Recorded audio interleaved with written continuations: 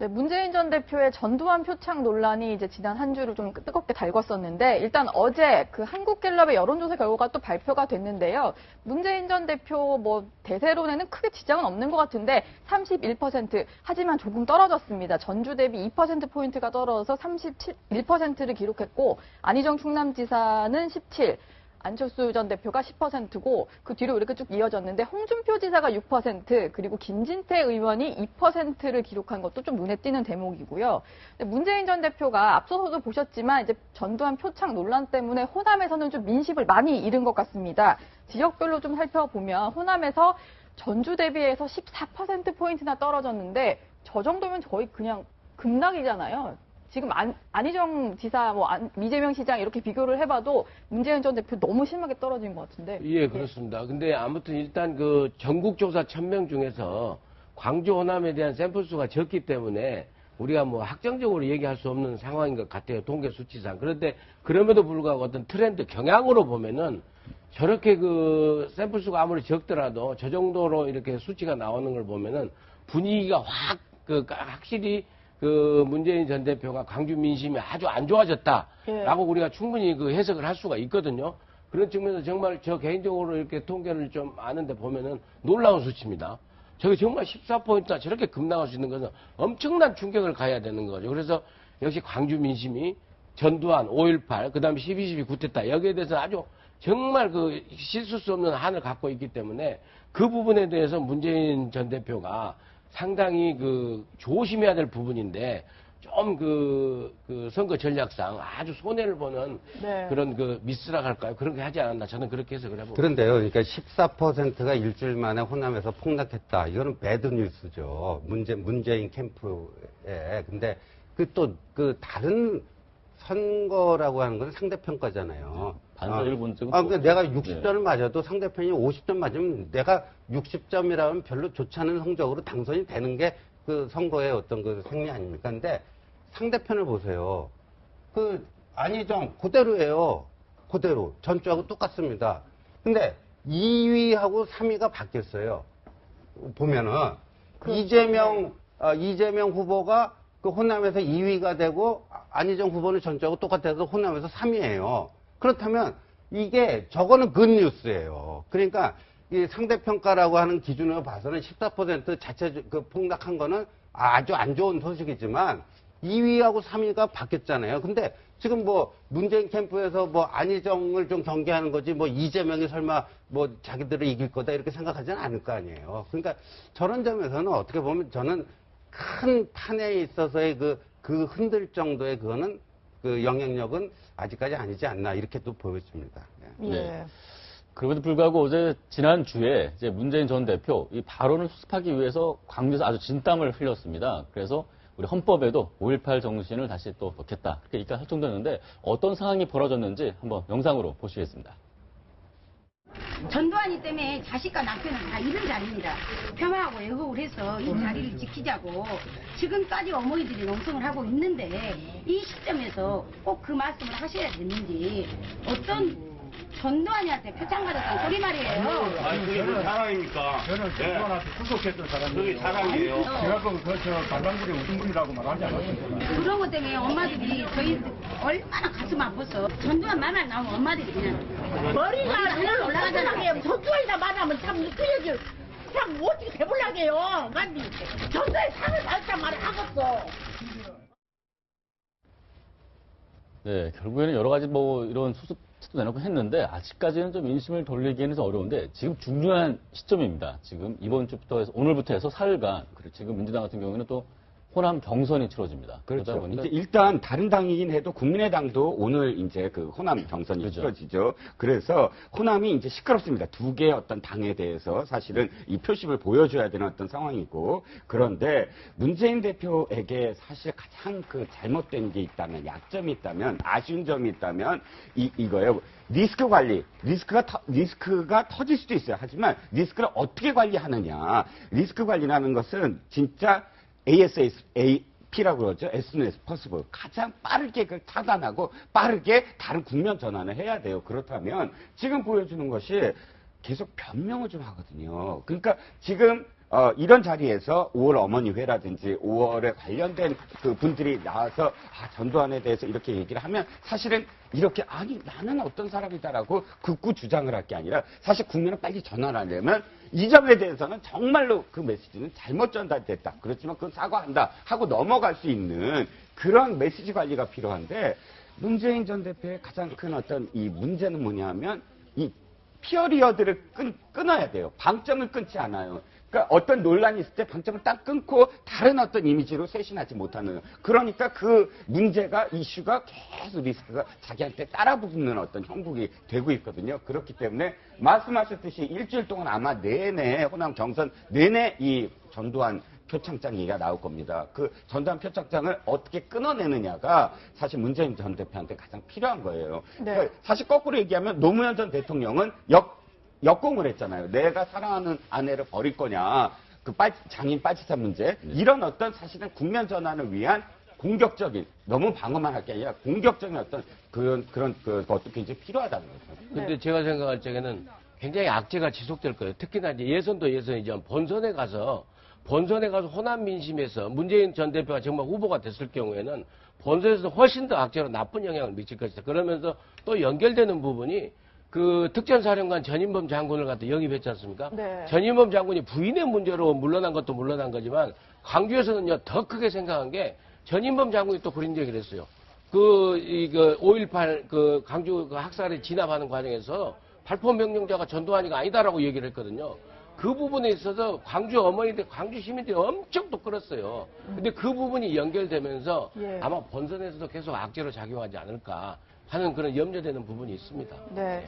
그리고 경선전이 계속 진행이 되면서 민주당 같은 경우는 경선 관리 여기에도 조금 문제가 생기고 있는데 일단은 경선 현장 투표 유출이 된 거에 대해서 문재인 전 대표도 사실은 참관인이 많으니까 좀 유출될 수밖에 없는 구조였다. 뭐 이런 얘기도 하고 그리고 지금 사실 뭐 어떤 과정에서 유포가 됐는지 어느 정도 좀 드러났음에도 불구하고 당에서는 뭐 그렇게 좀 적극적인 조치를 취하고 있는 것 같진 않아서 그래서 좀 논란이 더 계속되고 있는 것 같거든요. 이게 좋은 게 좋은 거다. 우리 내부의 안 좋은 모습을 굳이 뭐 밖으로 들춰낼 필요가 있느냐 이런 건데요.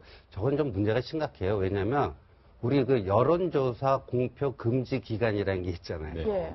왜냐하면 그걸 왜 돕겠습니까? 왜냐하면 이런 거죠. 유권자들의 심리 중에 내가 찍은 표가 사표가 되는 건 별로 바라지 않아요. 내가 찍은 표가 당선에 그래도 한 표라도 기여했다. 이렇게 되고 싶은 거지. 안 될 사람 굳이 그거 가서 한 표 찍어갖고 내 표가 사표가 되는 이런 거는 별로 바라지 않거든요. 근데 그 여론조사 공표 금지 기간을 둔 이유는 그 여론조사가 선거 전날까지 이렇게 발표가 되면요. 아, 이 사람이 되겠구나. 이 후보가 되겠구나. 그럼 아무래도 그쪽으로 이제 이른바 이제 전문 용어로 밴드웨건 효과라고 하는데 그렇게 되기 때문에 그런 것들을 좀 방지해 보고자 해갖고 그 금지 기간을 둔 거, 공표 금지 기간을 둔 거 아니겠습니까? 근데 저거는 그야말로 문재인 대세로는 입증을 시켜버린 거 아니에요. 네. 더군다나 이재명이 2등이고 안희정이 3등이다. 이게 굉장히 충격적인 거거든요. 그러니까 그 안희정 예를 들어서 선거인단 등록한 제 주변에도 보면요. 원래 민주당 지지자가 아닌데 문재인이 싫어서 안희정을 밀어줘야 되겠다고 거기 등록한 분들이 있더라고요. 그런 분들을 봤을 때는 에이 안희정이 안 되겠네. 나 안 해. 이렇게 그냥 포기해버리는 그 경우가 있기 때문에 선거에 굉장히 그 영향을 미칠 수가 있는 건데 저거를 저 정도로 그러니까 이게 말이에요. 공직선거법상 50일 이내가 아니었으면 중앙선관위가 저 경선관리를 대신해 줄 수 있거든요. 그 중앙선관위가 지금 관리하고 있으면 저렇게 대충 넘어갈까요? 바로 검찰 수사 의뢰입니다. 저거는. 네. 지금 이 부분에서 말씀하셨던 부분이 일부라는 점은 좀 말씀을 드려야 될 것 같아요. 그러니까 전체가 아니고 뭐 2위, 3위 말씀하셨는데 혹시나 그게 이제 지역별로 좀 지역별로 있습니다. 약간의 편차가 있어서 네. 유출된 게 전체가 아니다. 괜히 또 오해해서 네. 2, 3위가 뭐 이렇게 고착화됐다 네. 이렇게 시청자들이 오해하실 것 같아요. 근데 지금 안희정 지사라든가 지금 이재명 시장이 불만인 것이 그렇지 않습니까? 이게 유출자가 누구냐로 봤더니 다 또 문재인 전 대표와 가까운 쪽이기 때문에 그래서 네. 의도적인 그 부분도 있었다. 그렇게 생각할 수 있고 이걸 관리해야 되는 당 지도부에서도 너무 안일하게 대응하는 거 아니냐는 부분이 좀 불만인 것이잖아요. 크게 보면 이번이 두 번째예요. 네. 자, 먼저 민주정책연구원에서 어떤 보고서가 나왔는데 그게 그 보고서가 뭐냐면은 개헌은 안 된다. 뭐 이런 식의 어떤 내용인데 사실 개헌 내용은 문재인 전 대표를 이 모델로 한 어떤 내용이었어요. 그것 때문에 그게 그 보고서에 대한 어떤 이 비판이 일었을 때 어떻게 했죠? 사실은 위야무야 해버렸어요. 그때부터 사실 굉장히 이 비판을 많이 받고 있던 차에 이번에도 마찬가지 똑같아요. 원외위원장 6명이 그것을 뭐 유출했다고는 하는데 그 사람들이 꼭 문재인 사람들이냐 하면서 문재인 대표 측에서는 대수롭지 않게 생각을 하고 당에서도 지금 뭐 소환하고 뭐 이렇게 진상조사를 하겠다고 하지만 말씀하셨듯이 별 그렇게 이거를 대수롭지 않게 보고 있거든요. 네. 그런데 이건 오랜 전통이에요. 더불어민주당 흑역사입니다. 이 모바일 경선이니 뭐 또 경선 룰이니 이것 때문에 열린우리당 시대부터 지금까지 당이 분당이 되거나 뭐 또는 이 굉장히 어떤 그런 또 소용돌이 있을 때마다 무엇 때문이냐면 이 경선 룰 내지는 또 경선 과정에서의 어떤 불공정성. 가장 최근에 보세요. 분당한 거 있잖아요. 박정원 원내대표가 국민의당으로 분당하게 된 계기가 뭐죠?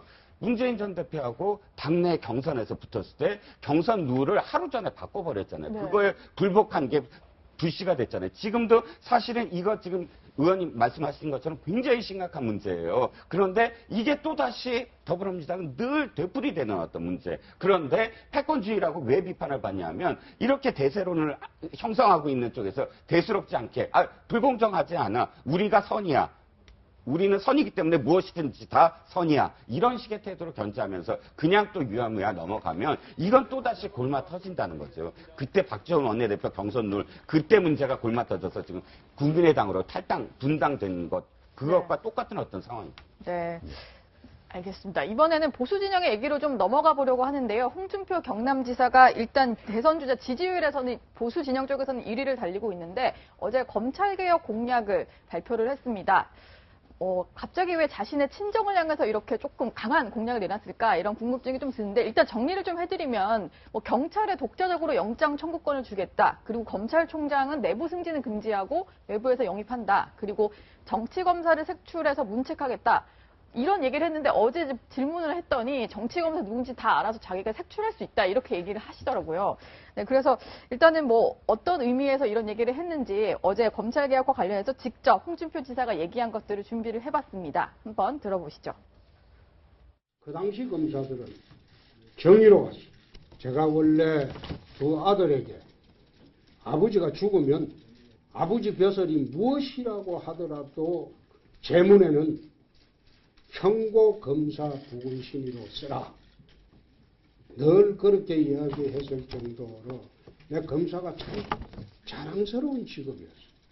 그런데 최근에 와서는 밖에 나가서 아버지 검사했다는 말 단 한마디도 하지 마라. 정말 대한민국의 부끄러운 직업이 되어버렸다. 지금 이제 국민들이 검찰에 대해서 불만도 많이 가지고 이제 정치검사, 특히 김기춘 전 실장이나 우병우 전 수석으로 대표되는 그런 이제 검사 출신 인사들에 대한 불만이 있으니까 그거를 조금 겨냥한 게 아닌가 이런 생각도 좀 들고 본인의 약간 개인적인 불만도 검찰 조직에 대해서 좀 있었던 게 아닌가 이런 생각도 좀 들고요. 본인이 결국에는 검찰의 기소에 의해서 1심 유죄, 2심 무죄를 지금 받았지 않습니까? 그래서 그 친정인 검찰에 대해서 서운한 점이 굉장히 있었겠죠. 근데 그런 개인적인 서운함으로 저렇게 검찰 대개혁을 하겠다라고 이렇게 들이대는 그런 정도의 역량은 아니라고 일단 저는 평가를 하고요. 어찌됐건 간에 홍준표 지사가 정말 그 친정인 검찰에 대해서 아주 세게 이렇게 나오고 하는데 이제 국민적 설득력이 있어야 되겠죠. 그렇지만 아무튼 지금 말씀하시는 부분 중에서 그 검찰이 국민들에 대해서 얼마나 불신을 받고 있는가에 대해서는 검찰 스스로 많이 자성을 해야 될 겁니다. 그래서 쭉 야권에 지난번 노무현 대통령 때의 그 안대희 중수부장이 국민검찰을 한번 나고 난 뒤로 모든 사건마다 어떤 정치적, 정무적 판단에 의해서 이렇게 끌고 가는 그런 문제 때문에 국정원 그 조사 문제까지 다 해가지고 그런 문제 때문에 국민의 불신을 받고 있는 그런 측면에서 이제 홍준표 후보 지사가 네. 얘기를 하지 않나 저는 그렇게 봅니다. 그런데 말이죠. 저는 검찰 개혁이 필요하다는 총론은 지극히 타당한 얘기인데 시점 비교를 과거에 내가 검사 시절에는 검찰은 정의로운데 지금 풀 만큼도 못 된다. 바람 불면 눕는데 요새 검찰들은 알아서 긴다 이거 아니에요. 근데 알아서 누굴 보고 기는 겁니까? 정치 권력을 보고 긴다라는 거 아니에요. 네. 그러니까 그 정치적 외풍에 그만큼 민감해졌다. 과거에는 민감하지 않았는데 지금은 민감해졌다. 이 비교는 정말 잘못된 거예요. 왜냐면 홍준표 지사가요, 15대 국회 1996년 YS 정권 때 배지를 달았어요. 그러니까 검사 생활 11년을요, 전두환 노태우 때 한 거예요. 그러면 5060이 어떤, 그건 뭐 민주주의 정권이 아니었잖아요. 그 당시에는요, 아예 그 민정수석도 아니고요, 사정수석이라고 했어요, 아예. 청와대 그 수석 이름이. 예. 그 정도로 노골적인 그거 검찰을 통제하던 시절입니다. 본인은 뭐 모래시계 검사하고 뭐 해갖고 그 당시에 뭐 그 지조 있는 절개 있는 그런 검사 생활을 한 건지는 모르겠지만 네. 검찰 전체를 평가할 때 560의 검찰이 지금의 검찰보다 정의로웠다? 누가 그렇게 생각하겠습니까? 네, 그래서 지금 이제 또 홍준표 전 지사 이제 지금 약간 예전에 모래시계 검사 이미지 많이 착용을 하는 것 같아요. 오늘 네. 또 정동진, 강원도까지 가서 정동진 모래시계 해변을 찾아서 기자회견을 한다고 합니다. 그래서 과연 이러한 승부수가 통할지 좀 지켜봐야 될 것 같고요.